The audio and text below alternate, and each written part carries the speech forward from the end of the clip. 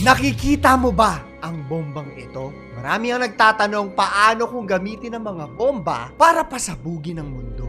Spoiler alert ha. Ang nakita mong yan ay ang pagsabog ng atomic bomb sa Hiroshima, Japan. Noong World War II, inappoint ang isang Robert Oppenheimer sa tinatawag na Manhattan Project. Dito, siya at ang isang team ng mga scientists ay nagtrabaho para i-develop at i-design ang atomic bomb. Ang bombang yan ang ginamit sa video na pinakita ko sa inyo kanina. Ito ngayon ang problema. Si Oppenheimer na pinangalan ng Father of the Atomic Bomb, nagtanong siya, paano kung lahat ng bansa ay merong ganitong klase ng bomba? Paano kung marami pa pala yung mga magagawa na mas malalakas pa?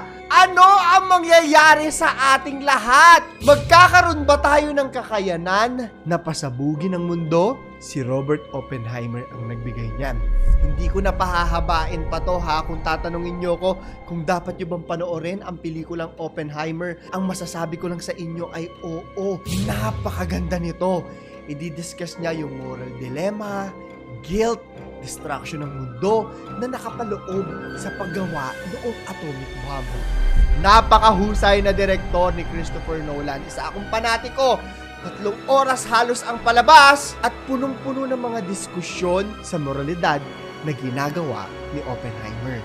Warning lang, dahil baka hindi ma-enjoy ng mga tao na nandyan lang para sa hype ang pelikulang ito. The movie kasi requires you to listen to the dialogue at pakinggan kung ano yung mga sinasabi nila. Pero ito yung tatanong ko sa inyo. Para sa ating question of the day, meron tayong 1,000 Gcash giveaway. Paano kung mabigyan tayo ng kapangyarihan na pasabugin ang buong mundo?